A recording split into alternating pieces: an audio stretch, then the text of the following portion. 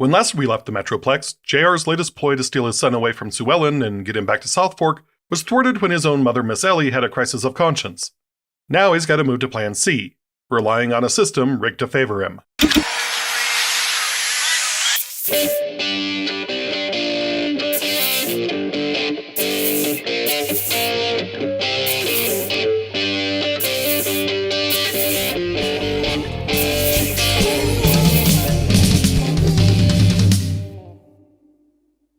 JR and Miss Ellie arrive back at South Fork via the Ewing copter. Miss Ellie is still steaming mad because he tried to use her. I blame you for using other people to achieve your aims. JR says he was desperate to get John Ross away from Sue Ellen because she's living in sin.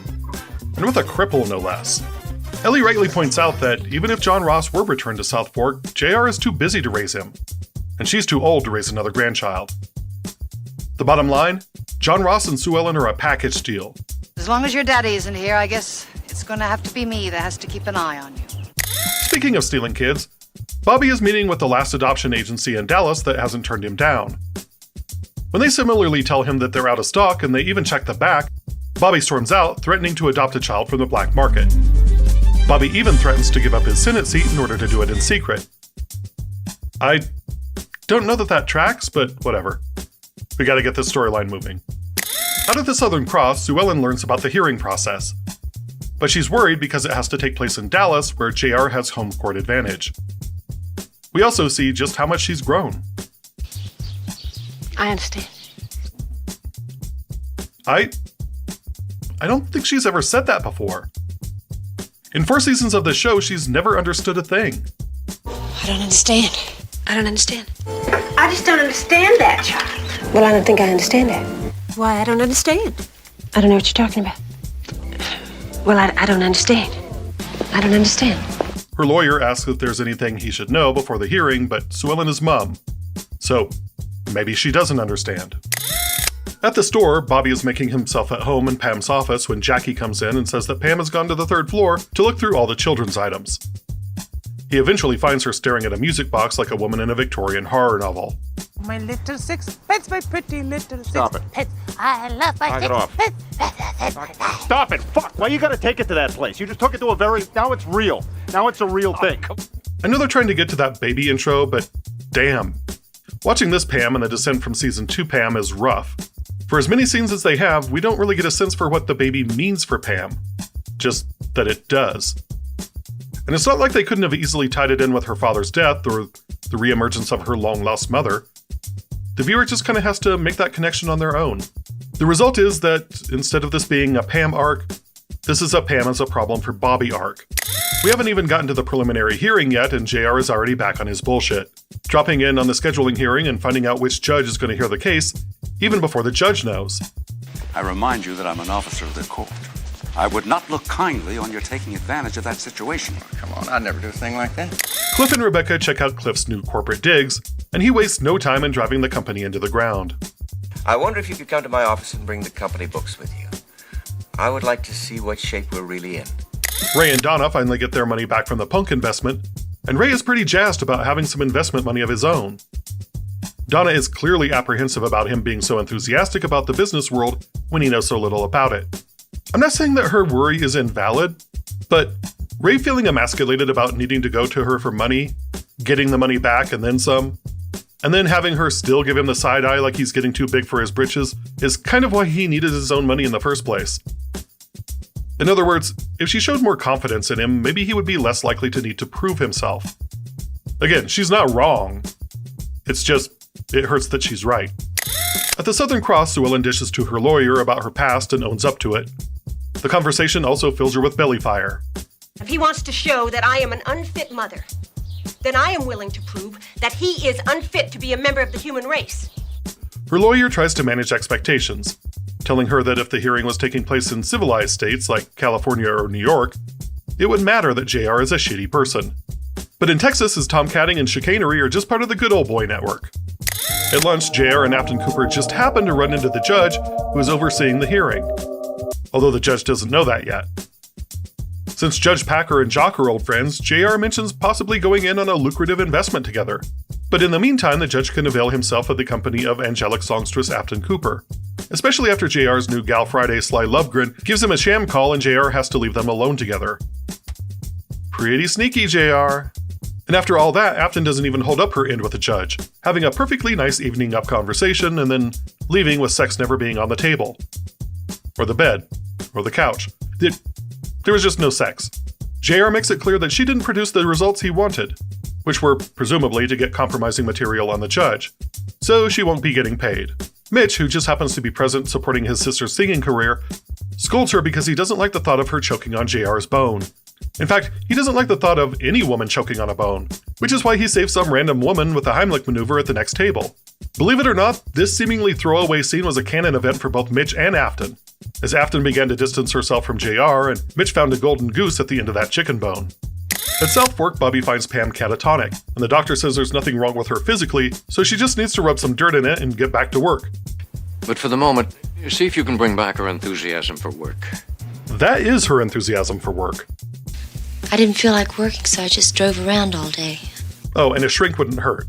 Turns out Pam was just having an extraordinarily vivid and complex dream about emerald mines, some ranch hand pretending to be Jock Ewing, and her becoming co-president of Ewing Oil along with JR.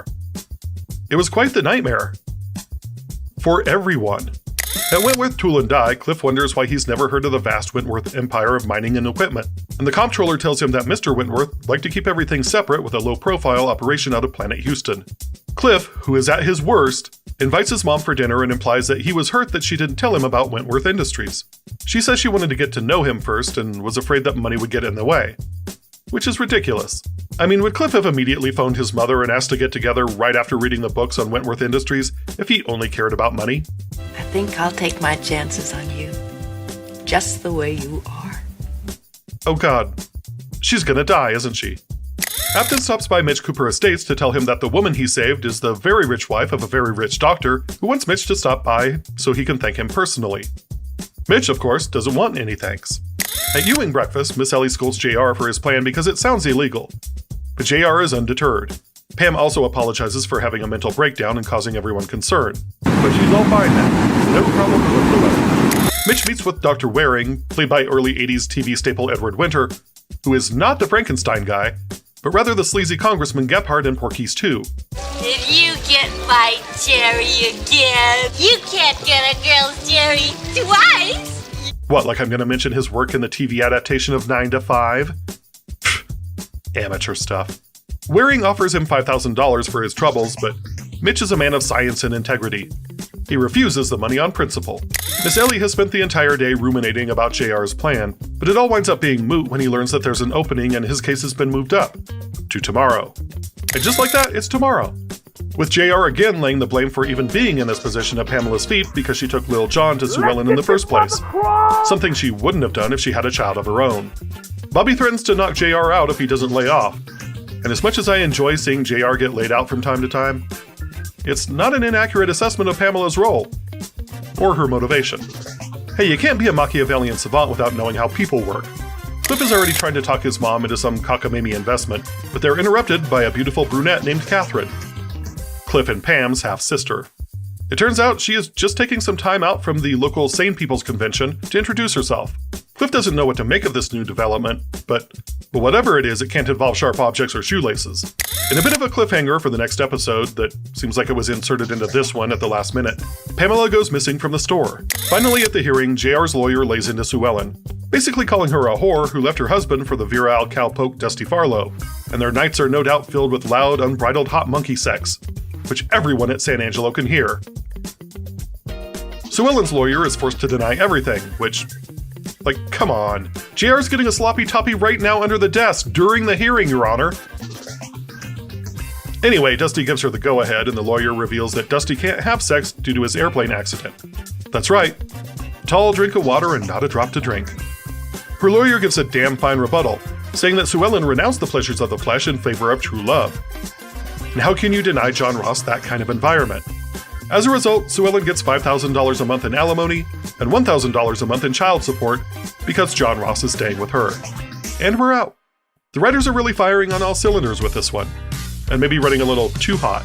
Last episode, we had a plot to kidnap John Ross, and this episode encompasses the entirety of the hearing process, with Sue Ellen once again coming out on top. Having Sue Ellen rack up these wins is the best thing that they could have done, especially with Pamela regressing into the womb and Miss Ellie treading water until Jock's status is resolved. JR is always better when he has strong enemies. Speaking of which, even though they haven't interacted all that much since the hearing about Kristen's death, stalwart JR foe Cliff Barnes is also slowly amassing his own power. He's gonna blow it, of course, but for now he's on the upswing. We're not yet sure what kind of player she'll be, but solid as a rock Katherine Wentworth also debuts here, and I'm sure her stabilizing influence will be felt throughout both the Barnes and Ewing families.